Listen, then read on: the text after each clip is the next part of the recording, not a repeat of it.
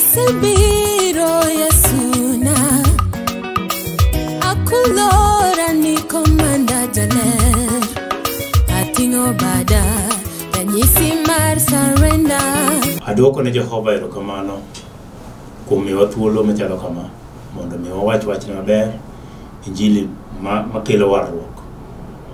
An iluonga ni Pastor Sam Boy, to kapok wadhi mbele dagombo ma walamie Jehova. Erokamano Nyasach kwe, Nyasaye mangima, Nyasaye majaber, Nyasaye matimo madongo, Nyasaye mogolo jogene, Nyasaye mochweyo polo kaachiel kod piny, Nyasaye mok pim gi gimoro amora. Waduoko ni erokamano chieng' ma kawuono, chieng'ni nikech isemiyowa chieng' ma ok ne wang'eyo ni nyalo chope. Oganda mang'eny nogombo mondo imione chieng' machalo kama to ne ok ginyal. To wan ma pod imiyowa ngima, waduoko ni erokamano, wapako nyingino maler kendo wapuodhi Jaloyo nikech in eminyalo gik moko duto.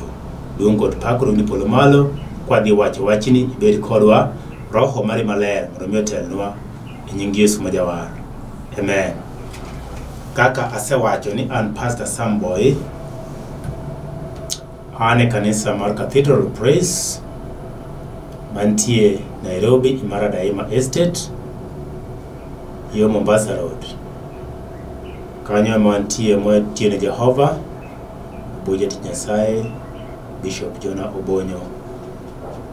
Ajaluo gi tiende mathiring'inyi kendo ai county mar Homa Bay e Ndewa sub county kamoro miluongo na Sembo Kanyikega. Duong' mondo gi Jehova, aduoko erokamano. Kawuono ni nitie wach mane mondo waporie. Nitie wach mane jatich Nyasaye Solomon wuod Daudi noneno e kit ngimane. Ji mang'eny ong'eyo Solomon to mana nikech rieko mane en go mathoth, jomoko ong'eye nikech mon mane en go mang'eny. To kopogore gi mano, nitie kido moro kendo machielo mopogore mar Solomon wuod Daudi. Momo wacho ni Solomon ne en jayalo. Momo wacho ni Solomon ne en ng'ama nondiko weche mang'eny ahinya e Mumaka. Nitie nyaka buge manondiki Solomon, to nitie moro manondiko ma kielo Muma tido kondik ni Ecclesiastes, kata gendiko piny gani kata jayalo. Jayalo ne en Solomon wuod Daudi. Solomon ne en ng'ama Nyasaye nogwedho. Solomon en ng'ama noluoro Nyasaye, to nikech Daudi wuon mare omiyo Nyasaye nomedo ting'e malo moloyo ruodhi te me bwo piny ka. Kendo ruodhi me bwo piny te noluoro Solomon. To Solomon oneno kit ngima manosedakia e tin ne nyaka obedo ng'ama duong'. Nodak e ngima maber. Odak e ngima kaka mar ruoth, kendo nodak e ngima kaka wuod ruoth. Gimoro amora manodwaro e piny ka noyudo. Gimoro amora manogombo e piny kae noyudo. Solomon notimo gimoro amora ma dhano nyalo timo kaluwore gi gombo mar chuny dhano. To nochopo kama Solomon ong'iye gik moko duto te mosetimo. Ong'iyo gimoro amora mong'iyogi, mokawogi mopimogi, moparo, mong'ado e chunye maiye, mowacho ni kare gik moko duto te gin nono. Owacho ni gimoro amora me bwo piny ka en gima nono. Kata bed ni in gi mwandu marom nade, mwandu go e bwo piny ka modakene gin gik manono. Koda bed ni in gi ngima malich machal nade, to ngima ni no e bwo piny modakene en nono. Gin nono nikech ang'o? Biro chopo kama koro in iwuon ibiro bede nono, mawacho ni lowo ndo kuom lowo. Sechego ionge kod teko, ionge kod paro, ionge kod mueme timo gimoro amora. Gigi ni manisebedo kitimo kendo mimorgo. Koro giduto te gidong kendo gichung' ging'i ka kidhi. Gilokre nono kuomi. Ok ginyal konyi sechego, onge gima ginyalo timo ni kit ngimani. Nikech ngimani oserumo. Kata beni in mane dak makata ji ok idewo wang'i. Inyono mana ji. Ok idewo ni magi gin bende ginyalo bedo dhano. Momo wacho ni chieng' moro ngimani nobed kaka nono. Gik moko te gin nono. Wadhi somo buk mar Ecclesiastes 1 matindo 2. Ecclesiastes en buk mawayudo kisea e buk mar Ngeche. Walure kod Ngeche to nondike gi jayalo miluongo ni Solomon wuod Daudi. Owacho kama, Ecclesiastes 1 matindo 2. Wach manono maloyo weche duto manono. Jayalo owacho. Ono jayalo Solomon. Owacho ni wach manono maloyo weche duto manono. Jayalo owacho. Wach manono maloyo weche duto manono. Duto gin weche manono. Ere ohala ma dhano yudo kuom tijene duto motiyo e piny e bwo wang' chieng'. Tieng' achiel oa kendo tieng' moro obiro. Ni piny osiko nyaka chieng'. Wang' chieng' bende owuok kendo wang' chieng' opodho. Odhi aruya nyaka kar wuokne. Yamo kudho mochiko milambo mi olokore ochiko masawa. Olokore aloka kamano e yore pile. Olokore aloka kamano e yore pile mi yamo odok kendo e wuodhene moluorore. Aore duto ringo nyaka nam, to nam ok pong'. Kama aore dhiye e kama gidhiye pile. Gik moko duto giseol ahinya, otamo dhano hulo. Wang' dhano neno to pod dwaro gimoro. It bende kamano ok pong' gi winjo. Gima nosebede e gino manobedie. Kendo gima osetimore en mana ni gima biro timore. Kendo onge gimoro manyien e piny e bwo wang' chieng'. Onge gimoro manyien e piny ka e bwo wang' chieng'. Momoche ni gik moko te gin nono. Nyaka in nono. Momoche ni gik moko duto nigi chakruok kod gikogi. Nyaka intie kod chakruok mari, giko ni bende biro bedo. Momoche ni nitie dhi to bende nitie duogo. Nitie wuok to bende nitie donjo. Nitie nyuol to bende nitie tho. Nitie chakruok mar gimoro to bende nitie giko mar gimoro. To magi duto te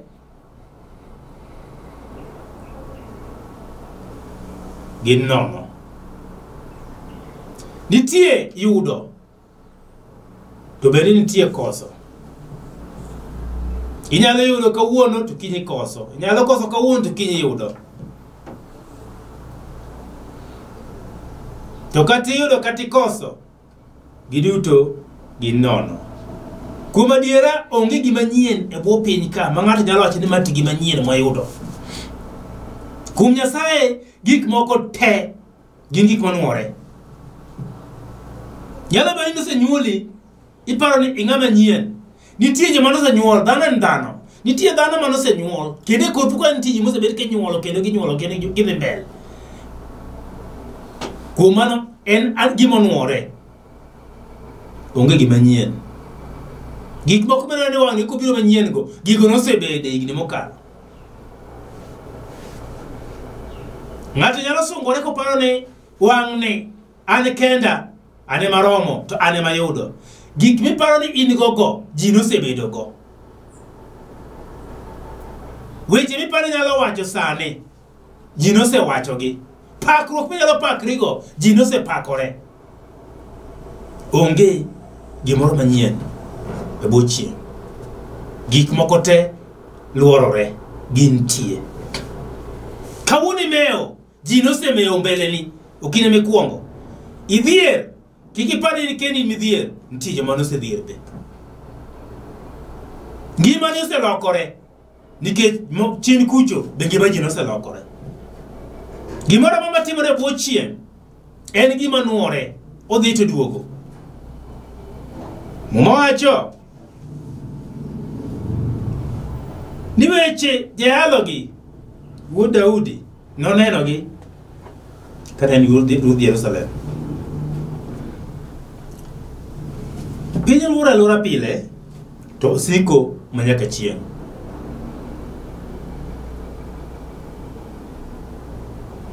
Gik matimore sani gibiro nuore kende higni mabiro. Muma wacho kama. Nitie ndalo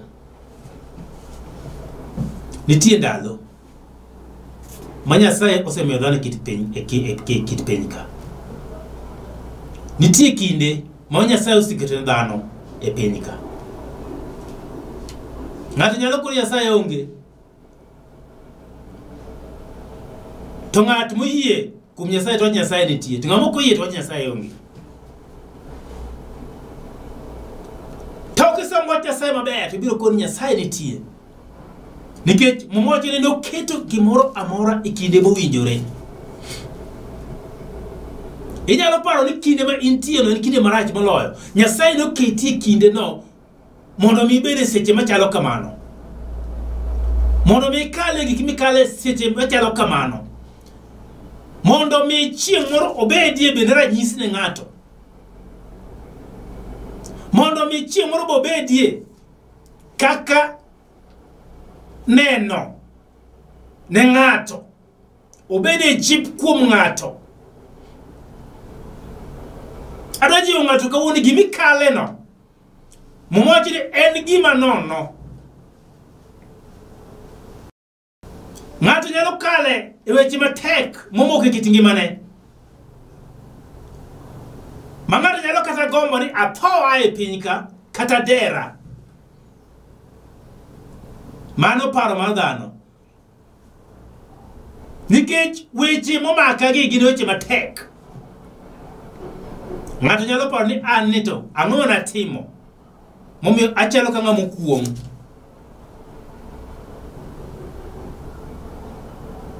Gik moko duto matimore kit ngimanigo nitie gimomiyo gitimore. Tadakore ni kawuono kik idewo ni tang'o matimore kit ngimani. Obene gima ber, obene gima rach. Ng'eni otimore e kinde no, to kinde motimore no e sa mowinjore otimre. To timore kamano nikech gima biro bang'e osepangore kaka biro timore. To kigena kuom Nyasaye miketo chunyi kuome, tibiro fwenyo na dieri kare gik matimoregi moko konego badhi. Nikech ka gibadhi to gibiro kawo pachi. Moko okonego omak kata chunyi. Nikech nyaka to gitimre. Thagruok mithagori nyaka tithagri nikech mane kinde ni mag thagruok.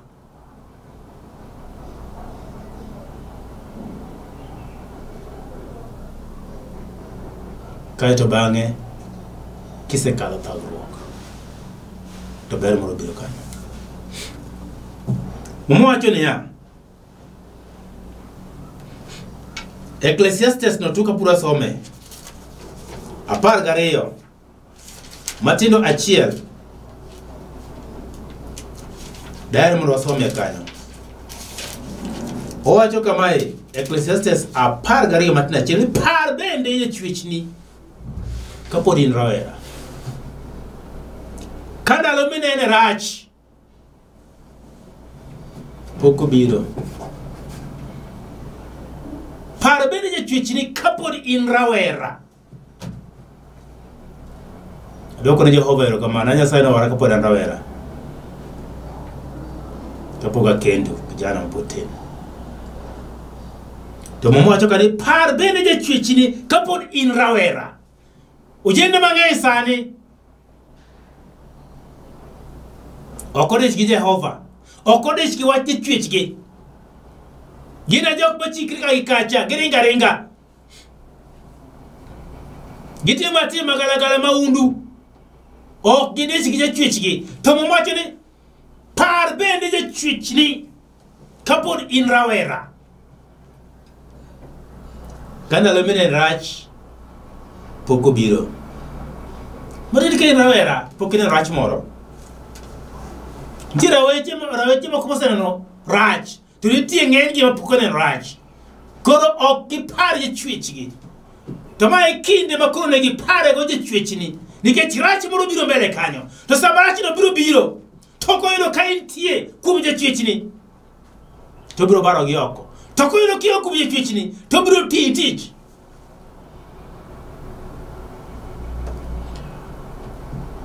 Kendo ka higni pok osudo, mibiro wache aonge gi mor kuomgi. Jeri mosewacho ni an ngima ma an goni ok ane kata bene kata matin. Aonge gi mor kuom ngima ma an goni.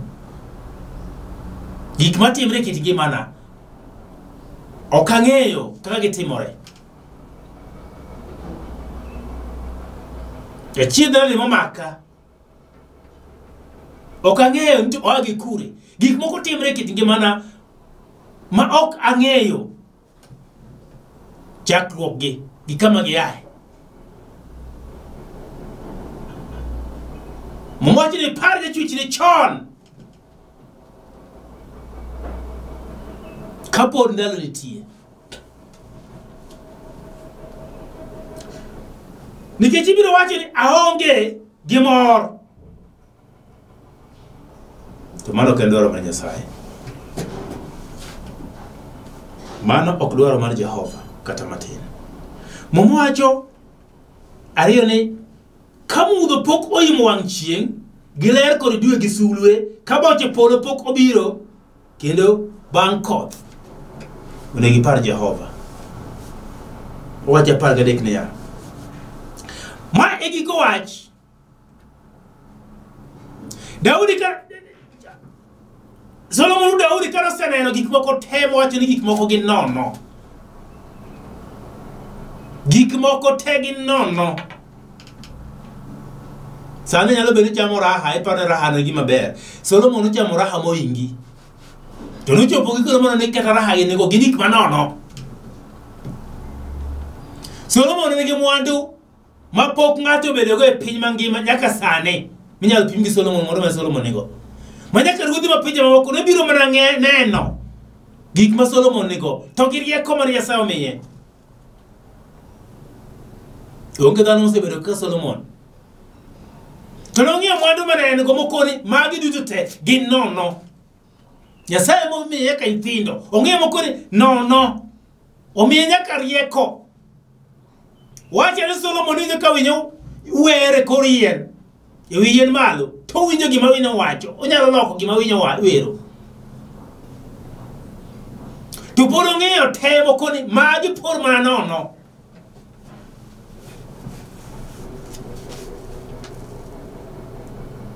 Ang'o momiyo koro gik moko gimoro mathin thago chunyi.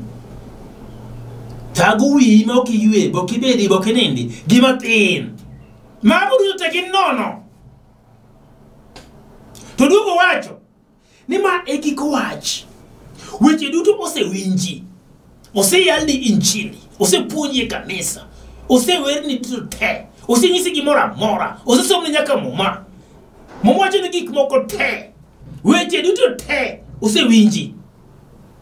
Nito ma e giko wach. ong'iyo moko ni mae gik wach ni weche te osewinji, gik moko te osetimore, gik moko te ji osekale, gik moko te ji oseneno maber maricho ji oseneno. Tudu wacho ni gik moko te ma ji osekale go te koro mae gik wach. Gik wach wacho nang'o? Ni weche te osewinji. Ang'o ma pok iwinjo? Ka chaye to osechayi, ji osejari, ji osenyieri, ji osemodho kuomi olawo, ji osekuodhi, osewach kuomi weche te, oseyanyi, oseluongi nying te ma ng'ato nyalo luongo e piny ka. Ng'ama ocha? Ang'o ma pok ineno? Ang'o ma pok ikale? Weche te isewinjo. Ka kanisa isedhiye, oseyalni, oselemni gi jotich Nyasaye, oselemni nyaka jok ma jomiriambo, nyaka juke te osekalo kuomgi. Ang'o ma pok ineno? Ang'o ma pok otimni? Ang'o ma pok itimo? Gigo te osekale. To koro odiochieng' ma kawuono momo wacho ni ma e giko wach. Ma e giko wach. Momo wacho ni luor Jehova kendo rit chikne. Luor Jehova. Onge gima liche moloyo luoro Jehova Nyasaye. Onge gima liche moloyo rito chik Jehova.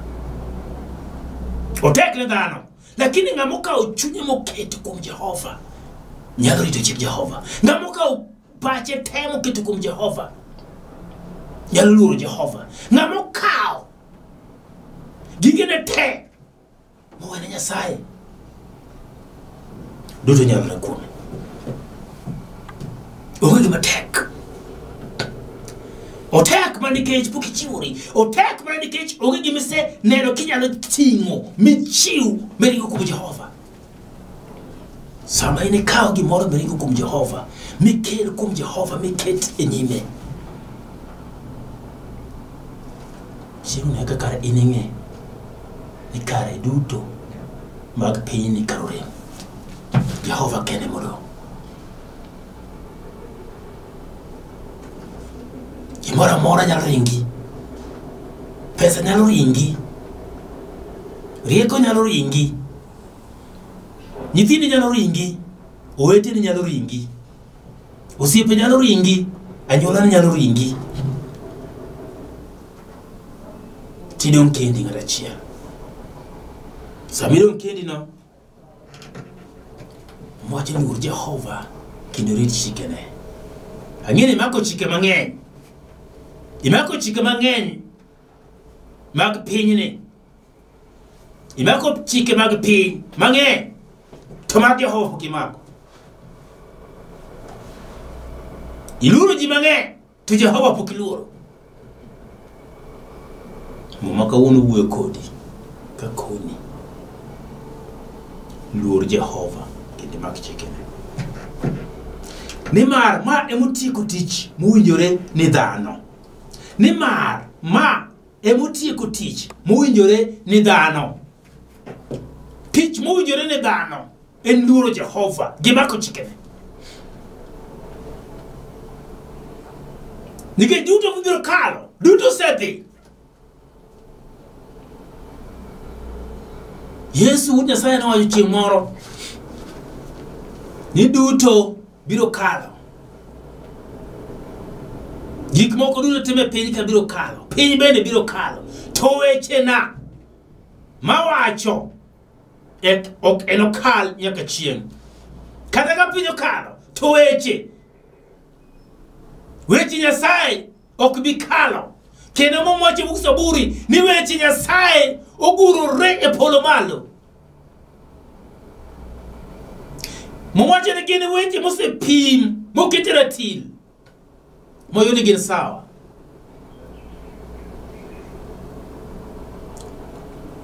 Koro en tich dhano mondo mi oyie gi wach Jehova, oyie gi wach Nyasaye. En tich dhano mondo mi one ni kare to gima timore kane en gima diera.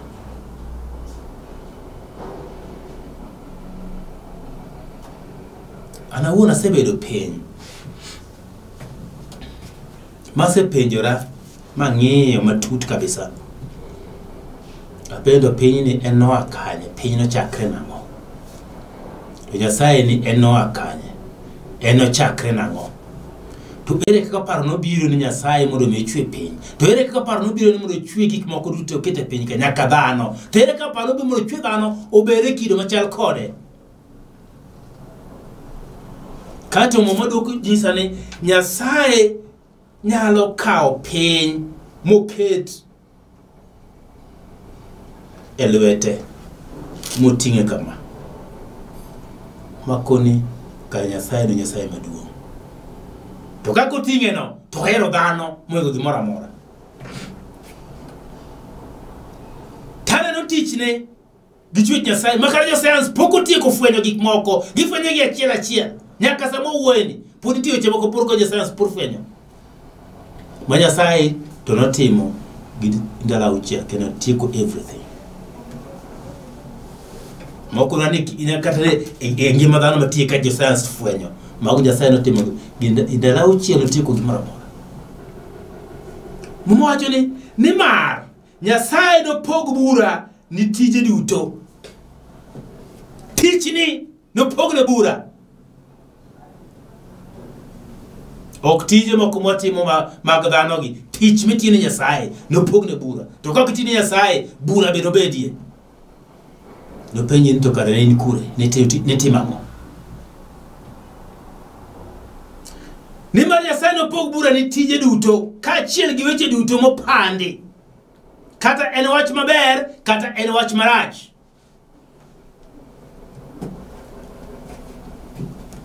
Duma do weje hobe polo malo. Adoko ne Nyasaye erokamano. In kon mane. Bing'eni ber mar piny ni biro kalo. Mor mar piny ni biro kalo. Gik moko duto me piny ka biro kalo. Kata in gi an wabiro kalo. To kwase kalo to biro bedo kanye. Kech mumato nyiso maber ni dhano tho to in itho. To bang' tho en bura. Wan gi tho mokwongo tho mar ariyo. Omano to kabera Nyasaye. Bang' bura ne, bura dhi bedo nang'o. Buya Ibrahim nyiso ni tho to dhano tho dichiel. To bang' mano en bura. Chikiti kendo yaw iti. Golo odok te mana iti mondo mi wiye Jehova ber. Adoko ne Nyasaye erokamano, lamo kodi. Lamo kodi. To kapodi ni pok owari, daher mondo ikaw Yesu. Wach kama, Ruoth Yesu abiro e nyimi mondo iwara, iwena richona, iketa ng'ama kare. To an aluwi.